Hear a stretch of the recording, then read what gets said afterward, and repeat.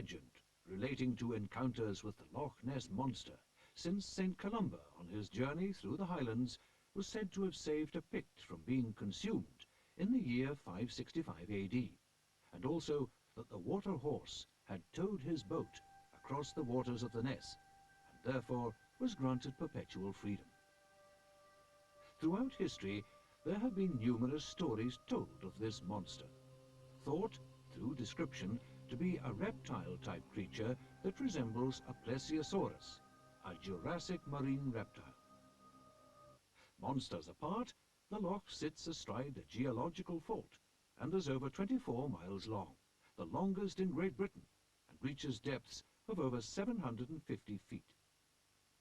The impressive ruin sitting above the loch is that of an old Clan Grant stronghold, Urquhart Castle, one of the largest fortresses in Scotland.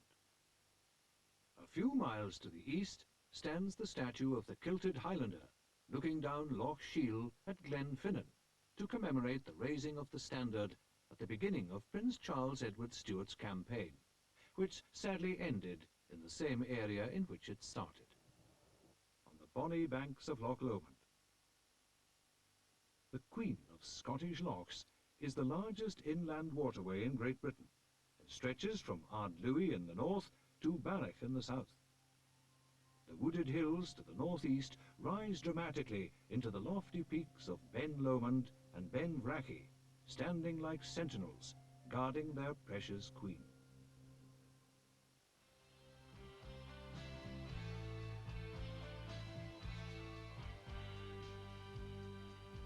Sitting high upon its crag above the river, Stirling Castle, with impregnable fortifications, commands complete security over all it views.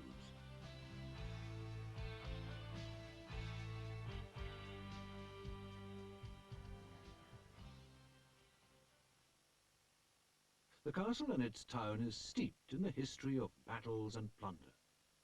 Sir William Wallace defeated the English in 1297 at the Battle of Stirling Bridge.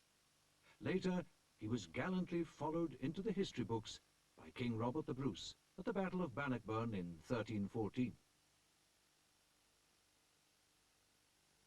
From Stirling Castle's ramparts, we look down the Forth Valley, past the Wallace Monument, and onward. On past the islands of Inchcombe with its priory, Inchmickery, and Inchkeith.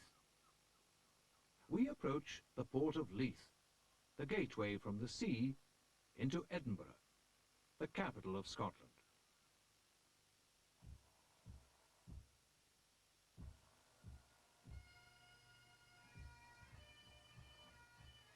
Edinburgh is unsurpassed in what it has to offer.